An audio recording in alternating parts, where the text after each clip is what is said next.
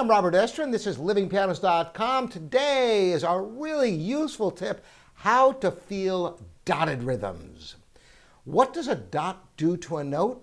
That's a good question. A lot of people will say a dot after a note adds half the value of the note.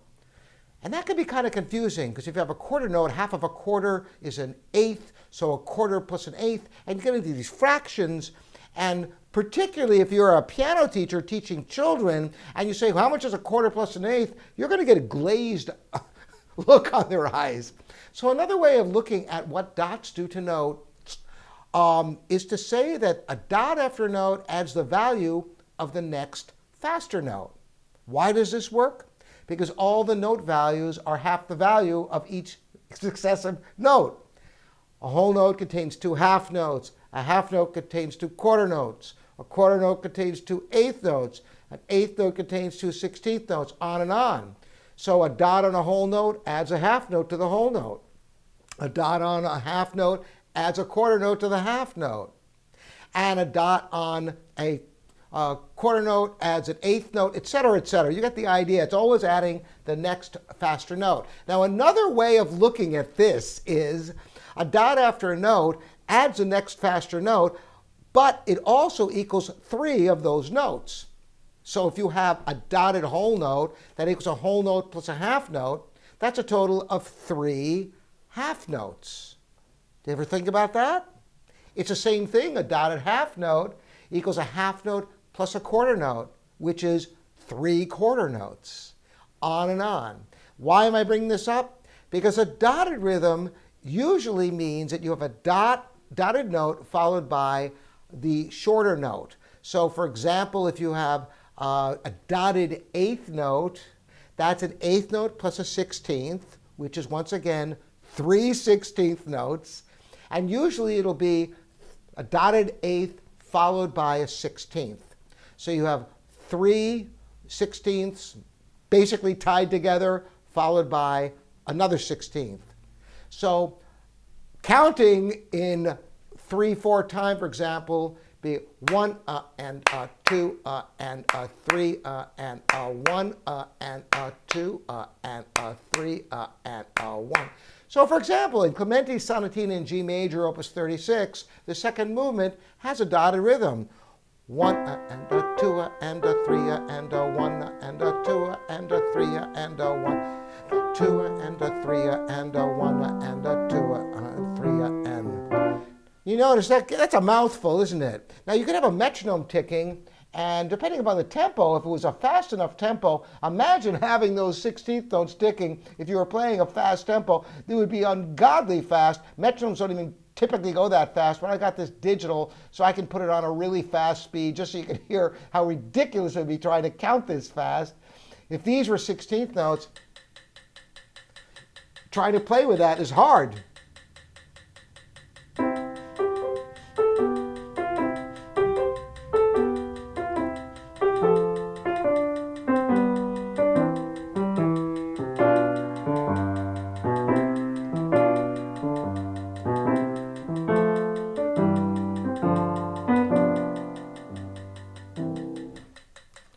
I'm not even sure I was totally on the whole time because it's insane. And if you're trying to count 1 and 2 and 3 and 1 and 2.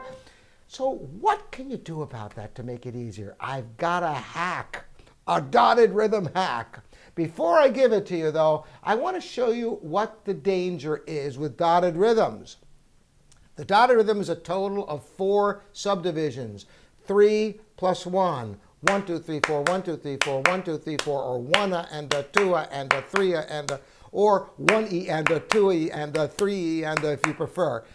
So it can be very easy for your rhythm to degenerate into a triple division, like in 6/8 time, for example, having a quarter followed by an eighth.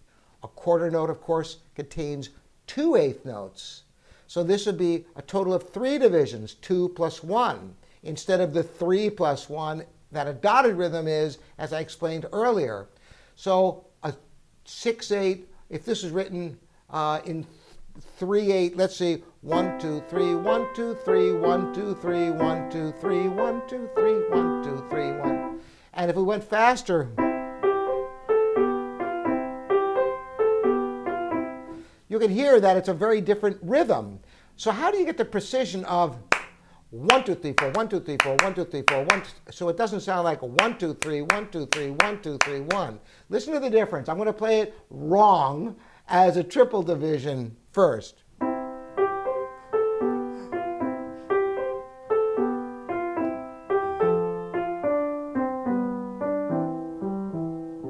Compared to the correct rhythm, which it goes like this.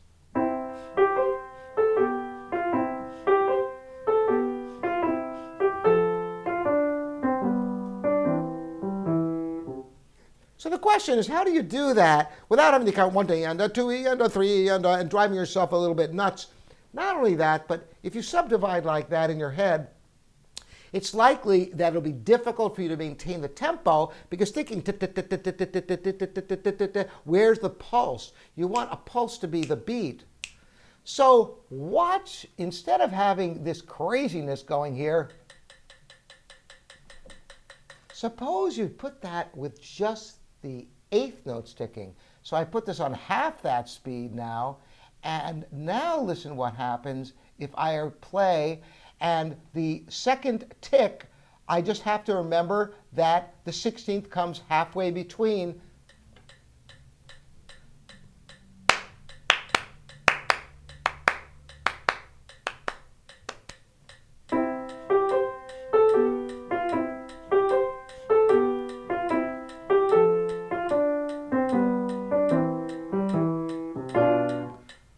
But I've got another further little trick for you. Put it even at half the speed of that and just have the second 8th of each beat ticking, and listen how easy it is then to just have the 16th come between the tick and the next note. Watch what I'm talking about. 1, 2, 1.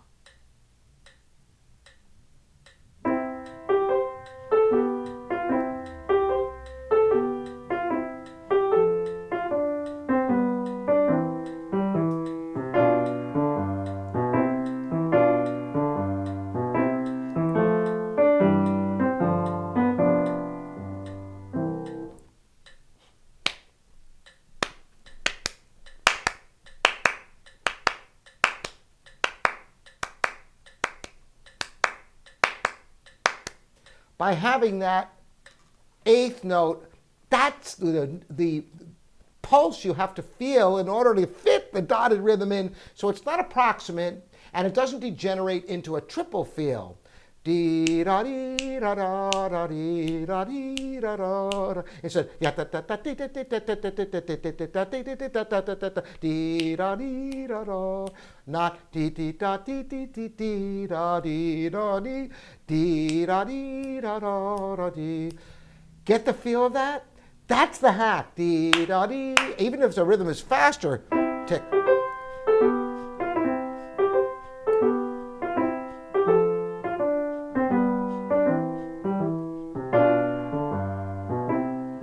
So that's the way to feel dotted rhythms. Feel that second 8th and just fit the 16th between the second 8th and the next beat.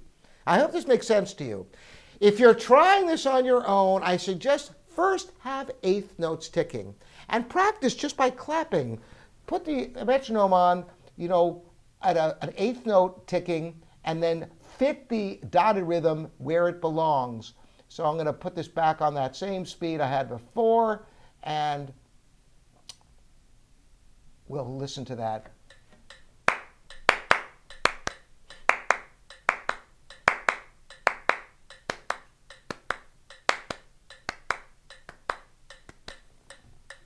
And then once again, with only one of the 8ths sticking, if you find this helpful, you can try this.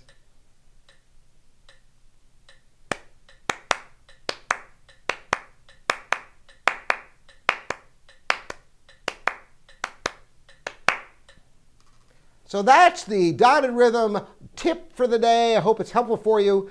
Let me know in the comments here on livingpianos.com and YouTube. Again, I'm Robert Estrin at livingpianos.com, your online piano resource. Thanks for joining me. We'll look forward to seeing you next time.